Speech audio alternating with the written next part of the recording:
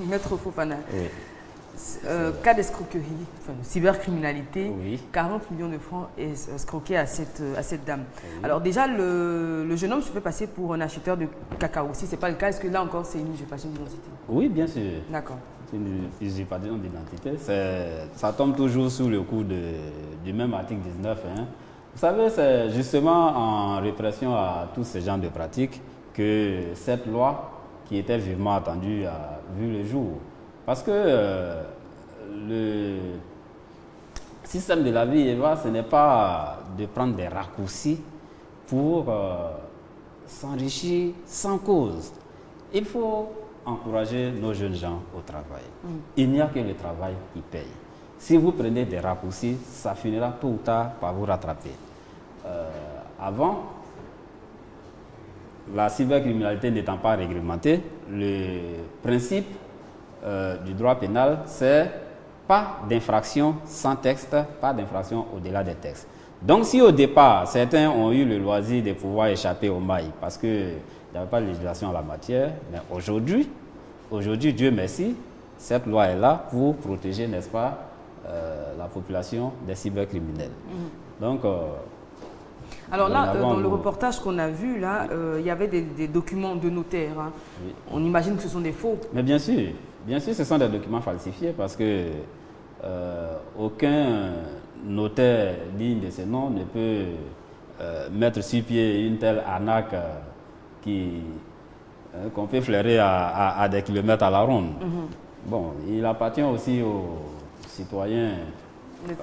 Très bien, on va prendre un appel de M. Gueye qui nous appelle de Yopougon. Allô? Bonjour M. Gueye. Oui, bonjour madame. Merci d'être avec nous, on vous écoute. Je voulais savoir pourquoi la police de la cybercriminalité ne fait pas souvent des descentes dans les cyber pour pouvoir déceler les différents réseaux à temps. D'accord. Ils attendent que les cas soient d'abord saisis. Alors qu'à venir à la base, fait des descentes musclées comme dans les fumoirs et dans les maisons. Il faut faire des descentes dans les cyber pour vérifier et que chacun soit identifié par rapport à sa connexion, son réseau social, après c'est pas.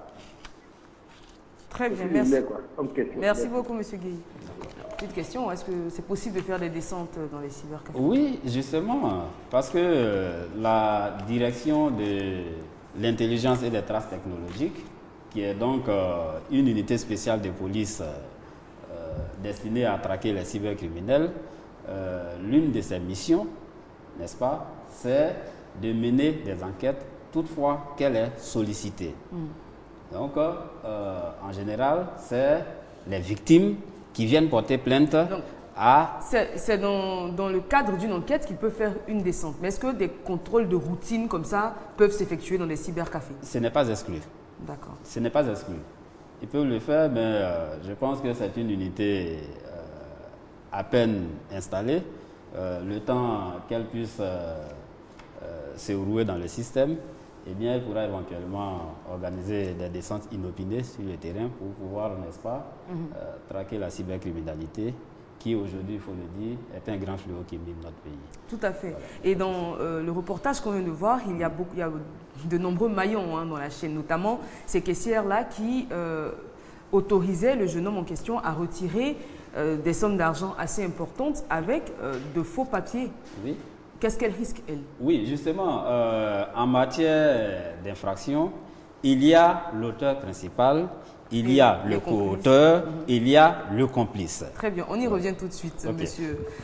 Oula, Marc-Olivier est parti, parce qu'on a beaucoup d'appels au standard, on espère pouvoir tous vous prendre et en même temps laisser assez de temps à Maître Fofana pour bien nous expliquer les choses. Donc vous disiez donc, il y a l'auteur, il y a le co-auteur, il y a les complices. Il y a les complices. Ben, il faut savoir que toute cette catégorie de personnes sont passibles des mêmes peines que l'auteur principal. Donc, si vous vous rendez complice des manœuvres frauduleuses d'un cybercriminel, alors, le jour où on le prend, s'il vous dénonce, attendez-vous à avoir de beaux séjours à la maison d'arrêt de correction. Très bien. Voilà. Alors, dans ce cas-là, 40 millions de francs ont été escroqués. Est-ce qu'il y a possibilité... est-ce que l'auteur doit restituer cet argent-là à la victime?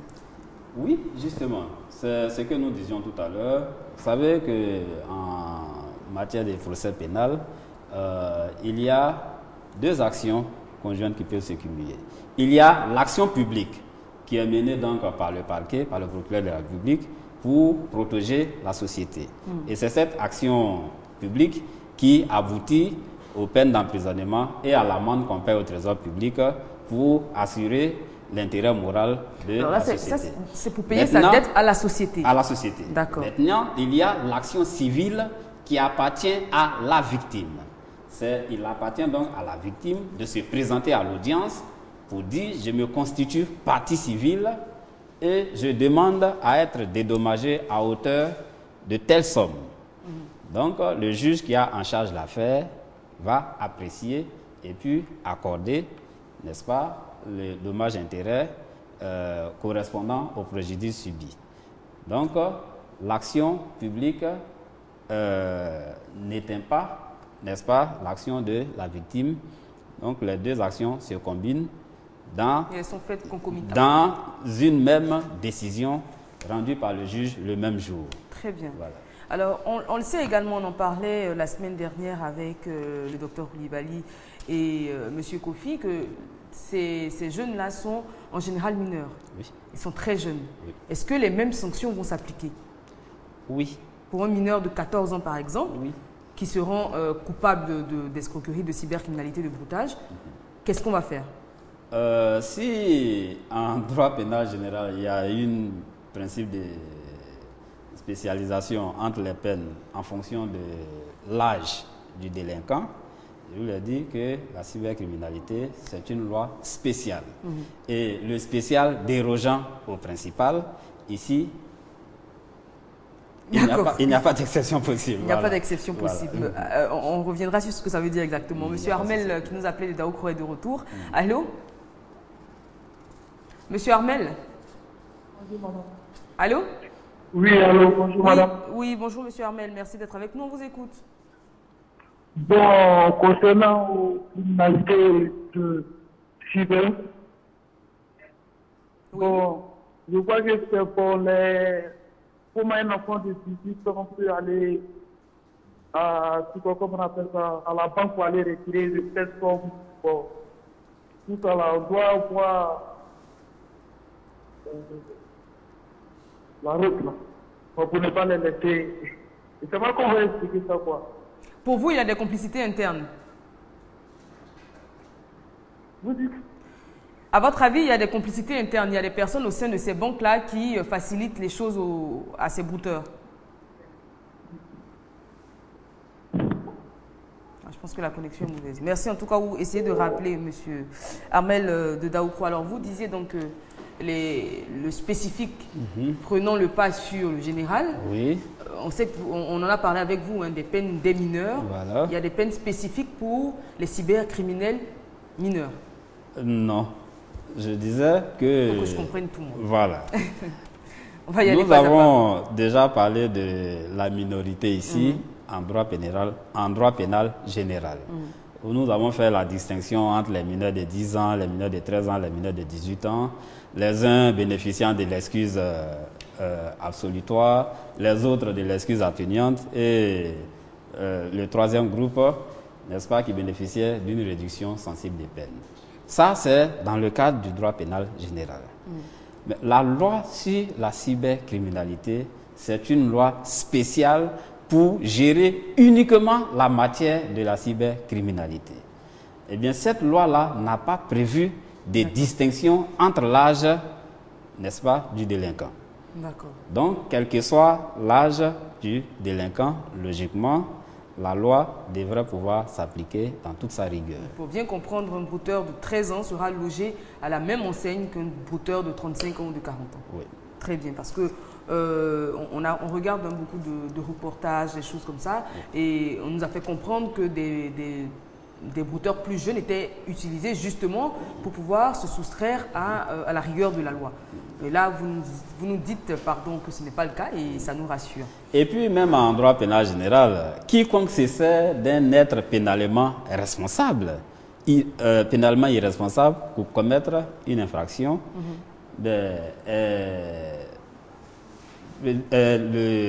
l'auteur principal de cette infraction C'est-à-dire que si, par exemple, vous vous servez d'un enfant de 6 ans pour expliquer. D'un enfant de 6 ans. C'est ma responsabilité. Voilà, qui est pour très expliquer. Bien. Monsieur Siagwe nous appelle de Korogo. Allô?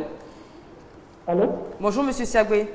Oui, bonjour, madame. Merci d'être avec nous, on vous écoute. Ok, c'est concernant la cybercriminalité. Oui. Que ça est à la personne actuellement.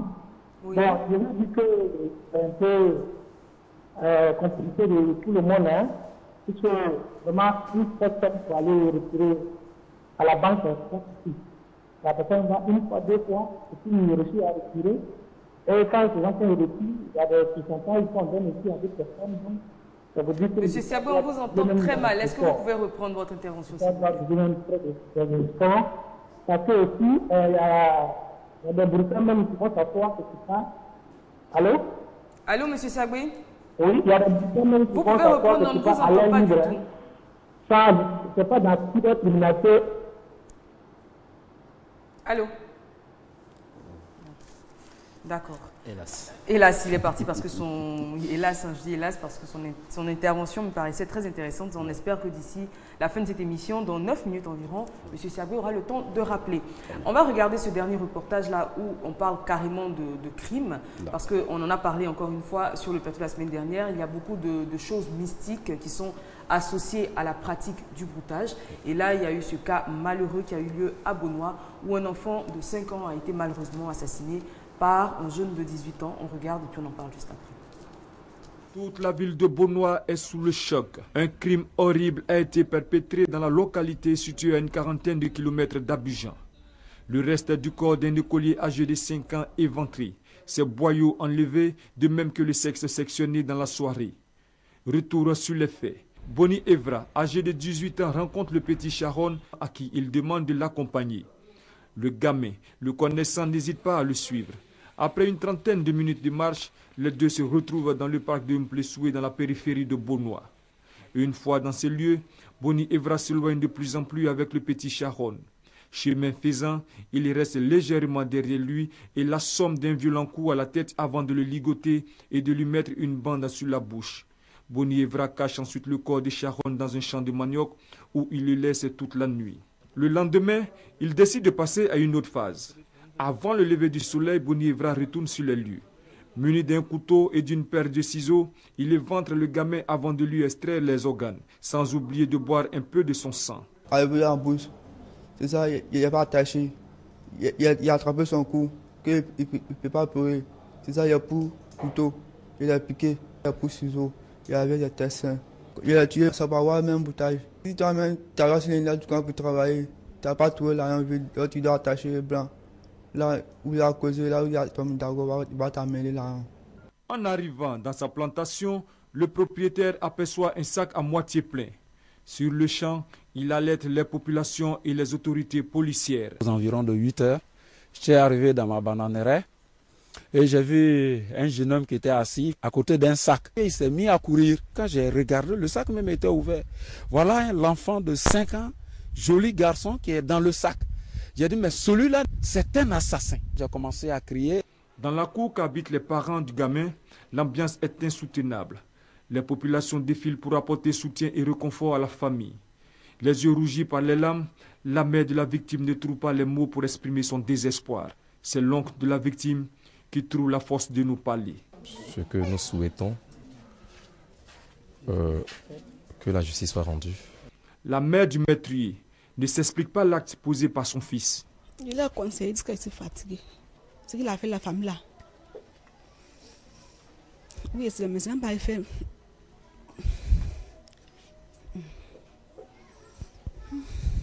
Pour le commissaire de Beaunois, Ambeke Seglas, bienvenue, les enquêtes se poursuivent afin de faire la lumière sur cette affaire. Pour l'instant, il a été appréhendé. Il est gardé à vue au commissariat de police ici pour les essais d'enquête. Le jeune Boni Evra aurait-il agi seul? La question demeure. Une chose est sûre, les habitants de la ville de Beaunois s'interrogent toujours sur le mobile de ce crime crapuleux. Crapuleux, on l'a dit. Oui. Alors à ce moment-là, quels sont les... Est-ce qu'on est toujours dans le cas de la cybercriminalité? S'il est établi que je pose bien la question, s'il est établi que cet acte a été commis en vue, comme il a dit, hein, le jeune homme, d'escroquer ou d'être beaucoup plus percutant dans ses activités. Est-ce que c'est deux cas qui vont être séparés ou ça peut être lié à la cybercriminalité? En Côte d'Ivoire, il y a le principe du cumul des peines. C'est-à-dire que si une même personne est poursuivie pour plusieurs faits commis à la fois, alors la personne sera jugée pour tous ces faits, mais il lui sera appliqué la sanction donnée pour le fait le plus sévèrement puni. Sinon, cet acte que nous venons de voir, c'est un crime purement crapuleux qui, ma foi, n'a rien à voir avec la cybercriminalité. Et vu l'âge de l'enfant qui commet cet acte, il y a de quoi nous interpeller. Il y a de quoi interpeller la société. Il faut que nous nous remettions en cause parce que notre société est en dérive grave. Parce que si c'est au biais de ce genre de manœuvre qu'il faut passer pour pouvoir s'enrichir, je me dis qu'il y a de quoi désespérer de notre société. Alors pour bien comprendre, vous dites que ce cas est différent d'un cas de cybercriminalité. Je reprends les termes de l'enfant lui-même, enfin de l'enfant, parce que c'est encore un enfant, de cet adolescent qui reconnaît qu'il est auteur et que c'est sur demande sûrement de marabout, de notre homme mystique, qu'il a commis ce crime-là. Est-ce que la personne en question, le commanditaire on va dire, hein, le commanditaire peut être inquiété également? Oui, justement. Si il dénonce le marabout qui l'a poussé à un tel acte, eh bien, celui-là sera appréhendé, jugé et il encourt justement les mêmes peines que l'acte pénalement irresponsable, comme je le disais tout à l'heure. Donc, c'est lui qui a incité l'enfant à commettre ces crimes. Alors, s'il est appréhendé, il sera jugé et purgera, n'est-ce pas, une peine pour ces faits commis. Sinon, les faits tomberaient sur le coup de la cybercriminalité si on le surprend en train de manipuler, n'est-ce pas, les technologies de l'information ou alors de mettre en place le système permettant d'aller à... Alors, si après enquête, justement, il est avéré qu'il est un cybercriminel, un brouteur, il sera jugé donc pour ces faits-là, indépendamment, donc d'abord pour les faits de cybercriminalité, ensuite pour le crime, et la peine qui sera la plus lourde, j'imagine celle pour le crime, sera celle qui sera appliquée. Oui, c'est cela. D'accord. Contrairement, par exemple, aux États-Unis où voilà, il y a on additionne. Voilà. Et c'est pour ça qu'on a d'ailleurs des personnes qui sont condamnées à 400 ans, 500 ans de prison, parce qu'ils sont jugés pour chacun des crimes et on additionne. Nous, on est inspiré du système français. Et donc, c'est la peine la plus lourde qui est appliquée. Très bien. Alors, Maître Fofana, nous sommes pratiquement au terme, hein, plus que 2 minutes. Qu'est-ce qu'on va dire pour conclure? Pour conclure, j'avais déjà commencé par interpeller. Il faut que nous nous ressaisissions. Parce que le sentiment que nous avons aujourd'hui, c'est que les 10 années de crise que nous avons connues dans ce pays ont contribué à péricliter l'aspect moral, les valeurs morales de la société ivoirienne. Il va falloir que nous nous ressaisissions. Vous qui nous suivez en ce moment, parents, enfants, éducateurs, gouvernants, gouvernés, il faut inculquer à notre jeunesse les valeurs du travail. Il n'y a que le travail qui paye et rien d'autre. Très bien. Merci beaucoup, Maître Fofana, pour cette belle conclusion. J'espère, j'en suis sûre, hein, que tout le monde a compris. De toute façon, on en est conscient, mais ça ne fait pas de mal de le rappeler une fois de temps en temps. On va finir en disant merci à toute l'équipe qui a travaillé à la réalisation de cette émission, avec à sa tête Patricia Yeo. Remerciements particuliers à Didier Ndoli, Ebenezer Tiesso et Eric Kwa. On va souhaiter un très joyeux anniversaire, le premier anniversaire de Somian Ange Emmanuel du côté de Nyangon Academy. C'est à Yofougou particulièrement. Mais précisément, pardon. Merci à tous pour votre fidèle et agréable attention. Je serai très heureuse de vous retrouver demain à partir de 13h15 sur cette même antenne. D'ici là, restez scotchés sur RTI2. Nos programmes continuent.